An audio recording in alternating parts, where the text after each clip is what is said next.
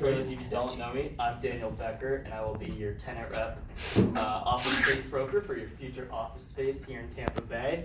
I've got 5 spaces laid out for you.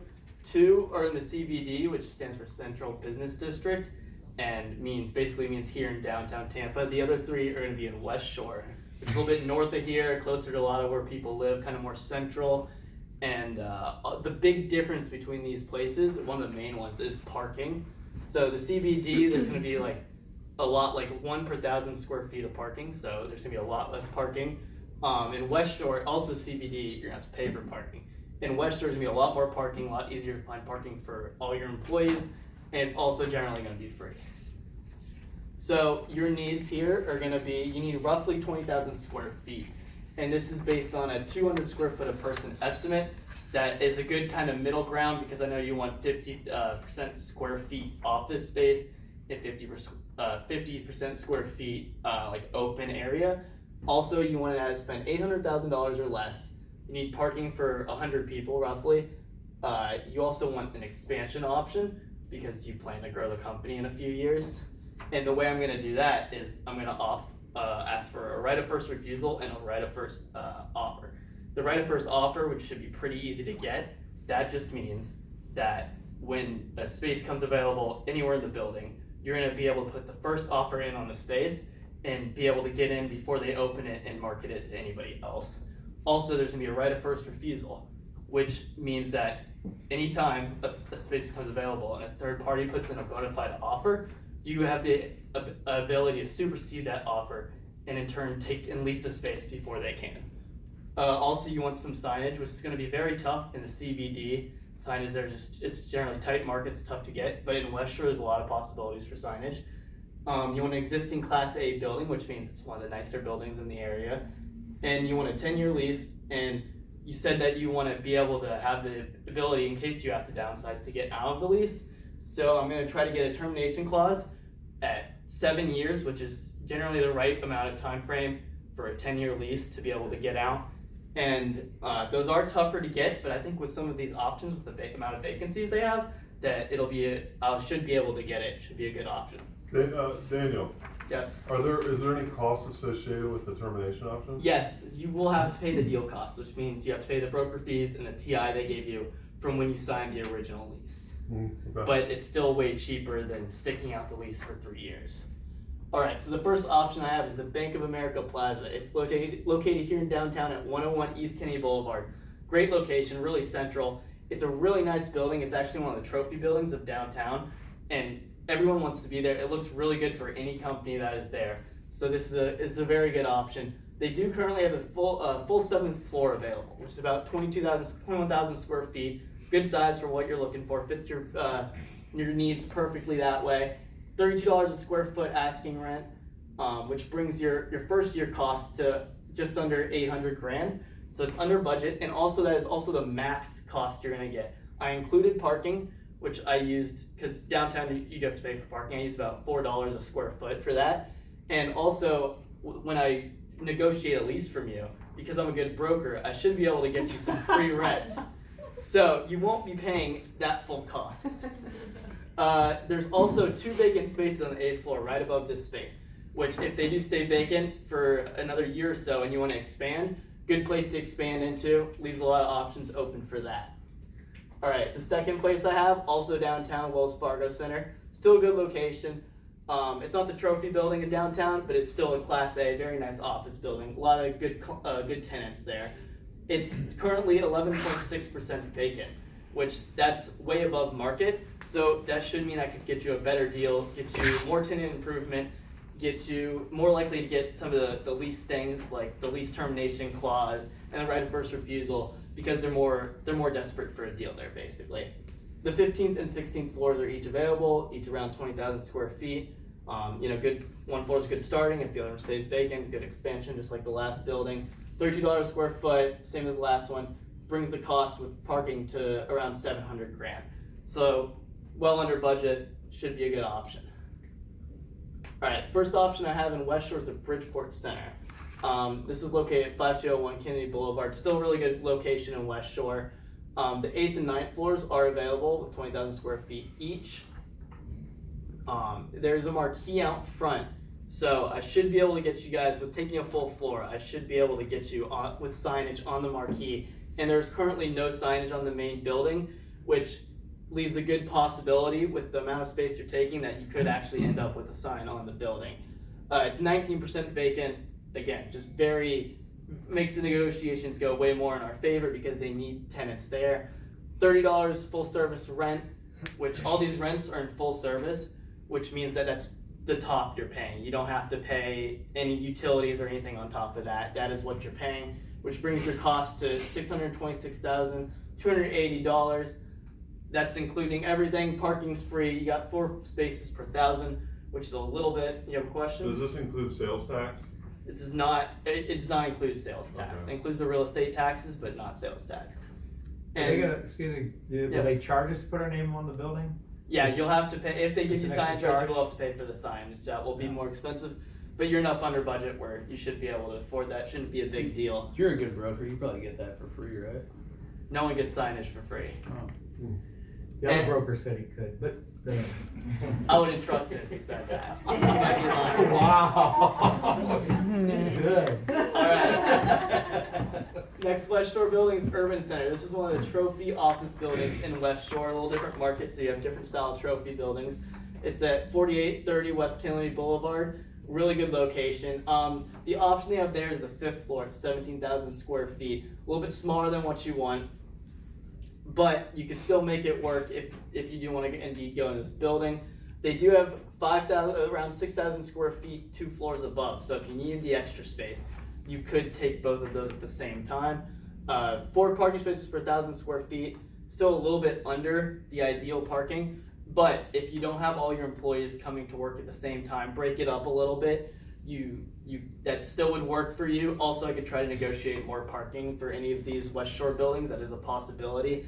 And I believe here at Urban Center they don't check the parking, so you might be able to park a little bit more there as long as it doesn't get filled up. You should be okay. That's $40 a square foot, and with the 17,000 feet, it brings it up to just under $700,000 cost for the first year. These are things we say. Apparently. The last option I have is one building, kind of 2 options than one building. I actually really like this option.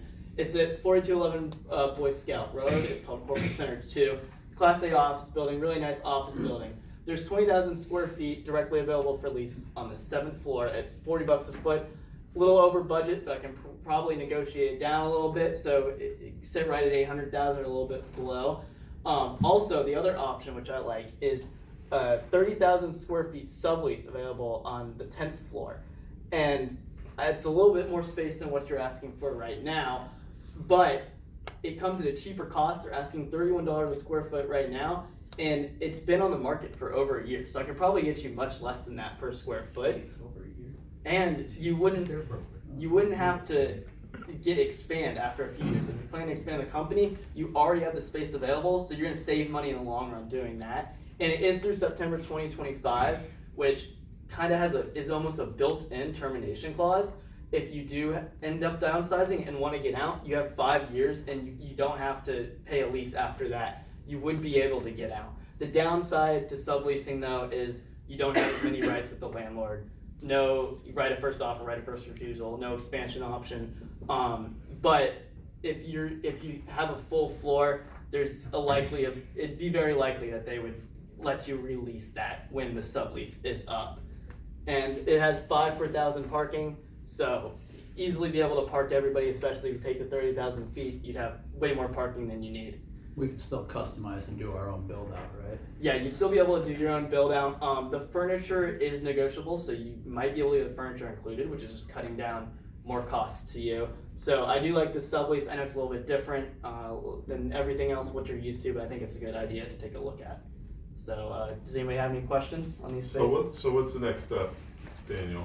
The next step is we're gonna request a proposal from the landlords from whatever buildings. Probably put at least 2 or 3 in, even if you're only interested in one. Put a couple in, make it seem like we have more options, like we're interested in other stuff, and try to get a request for proposal. That'll kind of be the beginnings of the lease negotiation. Kind of lay out everything in the very beginning terms, what they want. prior to that, we probably should go look at the spaces too, huh? Of course, you gotta look at the spaces. You gotta see which one you like the most.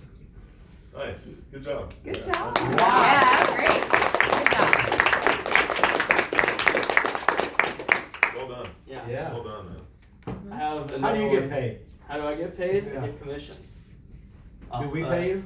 No, the landlord's gonna pay me, so there's no reason not to use me. Like it. Awesome. Good job, Daniel. Yeah. Great job. I have another presentation I can run through real quick. Yeah, let's do it. Please. Oh, please.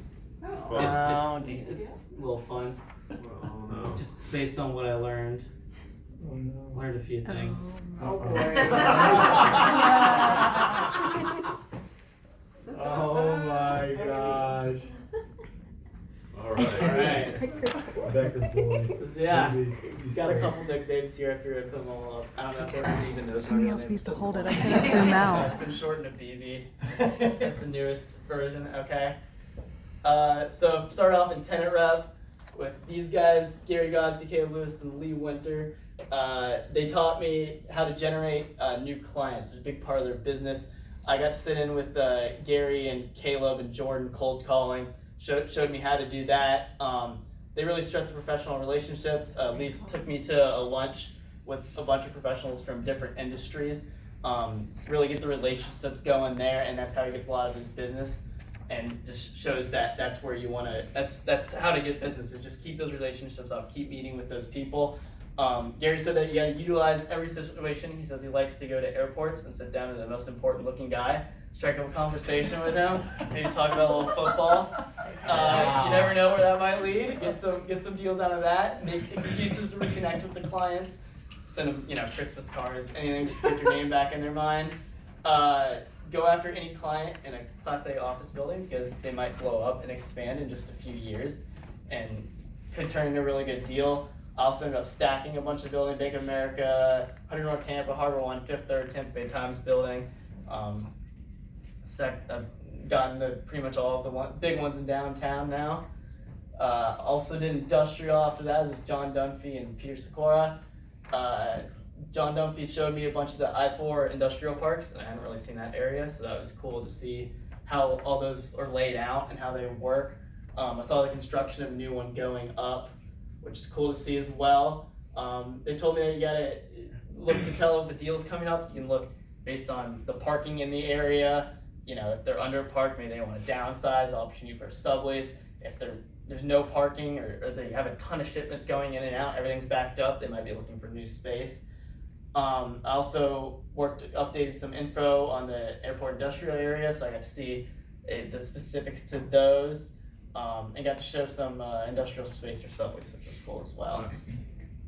Property management, we bounced around 3 different properties, Park Place, Urban Center, and Tri-County. I really like just seeing, those are 3 very different properties, and it's cool to see that the other side of it, kind of how they're run every day.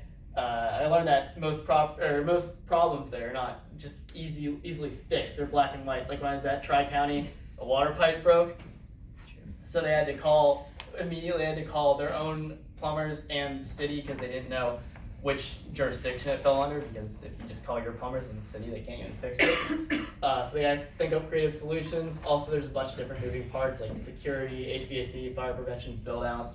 Just they really work hard at like a lot of different stuff at once, which I thought was cool. I also worked with agency. I saw, like, after seeing the tenant rep, it's nice to see the landlord side of the lease negotiations, just really get a big picture of everything. I saw the floor plans for like Urban Center and all the different JLL buildings. So really just like the buildings that I haven't stacked that are downtown, I got a good idea of what they look like. And I'll set a meeting on when they're talking about improvement budget for the Urban Center. So you have to see how they talk about that and how they go about getting the budget from the people who own the building and what they put it towards in order to increase the rents and increase the leasing, decrease the vacancy. Go ahead. Yeah, and then in retail, with the whole retail team, I learned how to put together comps and compare different buildings in order to get a good price range for them. I saw the beginning stages of the University Mall development, which was cool because right now the mall's kind of dying over there, and it's cool to see what they're gonna do and how they put tenants in the new area, how that's gonna work. I know it's not really retail, but I did a pro forma for some DeSoto apartments, which was my first experience with that, so that was nice to look at before I ended up in capital markets. And I also compiled a bunch of information on a bunch of Buffalo Wild Wings they're doing with the consulting job. And I was with PDS. I saw, I didn't really know what PDS did before I went there, so it's nice to see exactly what they do. They just basically handle build outs, and they're kind of above the general contractor, so they make sure everything gets done on time. The timeline schedule is very important, because that's, if you go over that, you're just losing money basically. I got to sit in calls for the Raymond James build outs all over the country, and see kind of how the initial planning stage goes through that, between them and the people who are doing the improvements and the landlords and everything.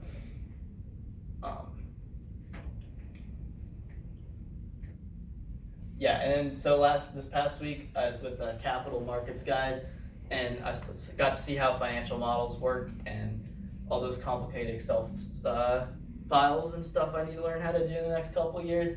I was able to like play with one and kind of partially built one, put the information in for multifamily property, and I researched the Tampa Bay area and updated information. They have a bunch of market information they put in all the proposals. I was kind of updating that. Got to really learn like all the main points they bring up when selling a property here in Tampa Bay.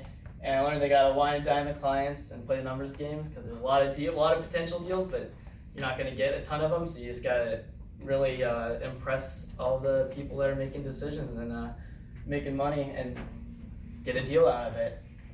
And then in class with Professor Gary a couple times, taught me a ton of useful information. I learned a ton about the industry, like the types of leases, renewal options, expansion options I explained in my last presentation. Deal costs, securitization, learned all about that. Building classes, really learned a ton about it. It was a great class. Most importantly, I learned that football's the greatest sport ever, and soccer's irrelevant, and the players aren't athletes. Of course, I included some data to go along with that. Amount of athleticism required. It's legit. It's been tested by scientists. Good data, you can really trust it. You see football. Okay, gotta give a shout out to my life coaches. Been helping me from the start get integrated here. These guys, and thank Nice you job. for the great opportunity.